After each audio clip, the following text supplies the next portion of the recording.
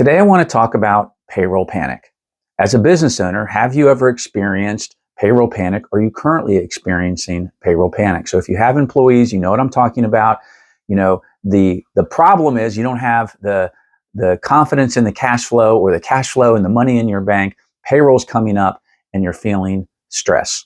And so maybe you're relying on credit cards or bank lines of credit and you feel like it's a hamster wheel and you're maxing out those bank lines of credit and it's very difficult. So I want to try to give you some help today. And I want you to think about your financial health like you do your physical health. So you could have lots of different symptoms. We do not want to just treat the symptoms, right? That's very frustrating. What we want to do is get to the root cause and we want to diagnose and then prescribe. So I'm going to try to do a little bit of that today. So I have to kind of give a specific scenario. And that would be if you're a growing company and you're experiencing payroll panic and you're relying on maybe maxed out bank lines of credit or bank lines of credit and credit cards, then I want to try to help you. If your business isn't growing or you just have too many expenses, there could be some other things that we need to do. You might be experiencing some of the same symptoms, but I want to speak specifically to that growing company. So there's a disconnect for you, right? You're thinking, I've got double-digit growth year over year. And why is this happening? And why am I just feeling stressed? And maybe because of that, you're the business owner, so the captain goes down with the ship, so you become the last or the least to get paid in your business, even though on paper, looks like it's good, it's thriving, you're going to networking meetings, you're telling everybody how great your business is, but you're feeling something wrong inside.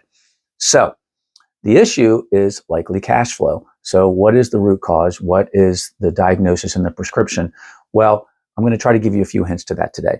Number one is I want you to look at your terms and conditions.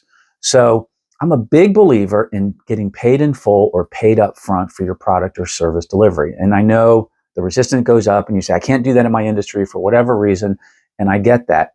So what I want you to think about though is that every dollar is not created equal. Let's say you deliver a product or service for $1,000.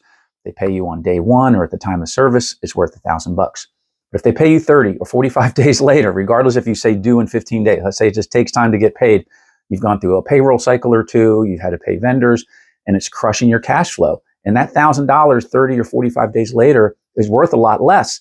And so you should be charging more for that. And you're like, well, how can I do that? Do I charge $1,300 if they pay in 30 days, $1,000 if they pay upfront? Short answer is yes, but it has to be nuanced and there has to be some thought going into it. So I'm not going to get into all that today, but that's number one. Number two is that you may carry around this badge of honor like a lot of business owners. We say, oh, we started, quote, in our garage or, in our home, and you have this growing business. And even if you do upfront pricing and everything else, you may not be able to keep up because you're just underfunded. You need capital. And that capital can come from multiple sources. It could come from you, friends and family, investors, or a bank. And you want to get it over a 3 to 5 year term, on reasonable payment terms. And so you can get ahead of this cash flow, game and eliminate payroll panic and have the business that you've always dreamed of.